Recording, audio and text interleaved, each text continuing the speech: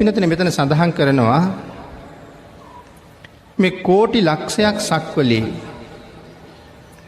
භාග්‍යතුන් වහන්සේගේ ආඥා ශේෂ්ත්‍රය නිරන්තරයෙන් භාග්‍යතුන් වහන්සේ පතුරවලයි තියෙන්නේ.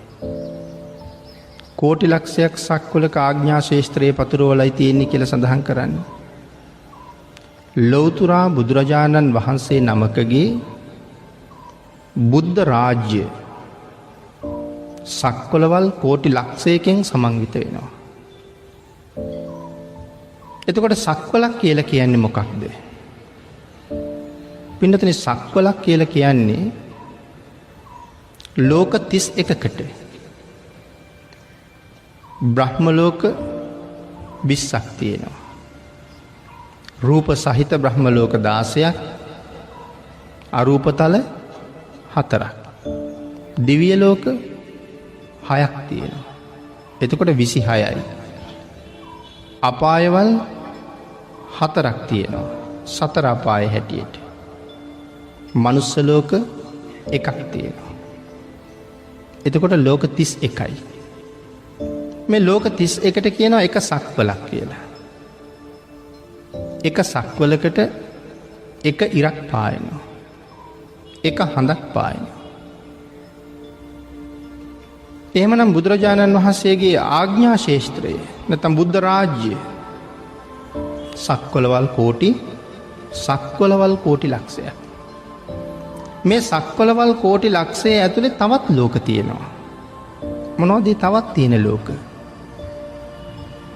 අපේ පින්නතුන් අහලා තියෙනවද ලෝකාන්තරික මහනිරය කියලා නිරයක් පිළිබඳව? සක්වලවල් 4ක් එකතු වෙන තැන. යොදුන් 8000ක භූමියක් හිස්ව ඉතුරු වෙනවා කියලා සඳහන් කරනවා. සක්වලක් යම් ප්‍රමාණයක රවුම් හැඩයකින් යුක්ත බව අපි දන්නවා. එතකොට මේ මදක් රවුම් වස්තුන් 3ක් එකට එකතු වෙනකොට එතන මැද්දේ ඉඩක් ඉතුරු වෙනවා.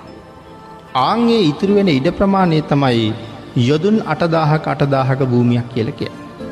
පතුලේ සීමාවක් නැහැ. ඊළඟට මාතෘ ගර්භයෙන් බිහි වෙන දවසෙත් ලෝකාන්තරික මහනිරයට එළිය වැටෙනවා. ඒ කියන්නේ ලෝකාන්තරික නිරයට විතරක් එළිය වැටෙනව නෙමෙයි. මුළු විශ්වය පුරා පැතිරලා යන ආලෝක ධාරාව ලෝකාන්තරික නිරයත් ආලෝකමත් කරන්න සමත් වෙනවා. ඒ තරම් මහා ආලෝකයක් තමයි පැතිරෙන්නේ.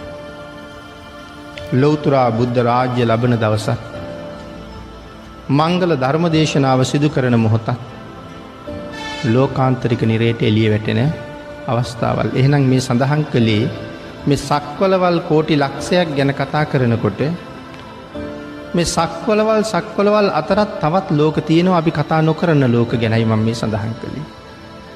එහෙමනම් බුද්ධ රාජ්‍ය සක්වලවල් කෝටි ලක්ෂයක් එක සක්වලකට එක ඉරක් එක හඳක් පායනවා නම් ලෞතර බුදුරජාණන් වහන්සේගේ ආඥා ශේෂ්ත්‍රය ඇතුලේ ඉරවල් කෝටි ලක්ෂයක් හඳවල් කෝටි ලක්ෂයක් පායනවා. එහෙමනම් බුදුරජාණන් වහන්සේ කියලා අපි සඳහන් කරාම ඒ රාජ්‍ය කොයිතරම් විශාලද කියන කාරණාව අපිට කවදාවත්ම කල්පනා කරලා ඉවර කරන්න බෑ.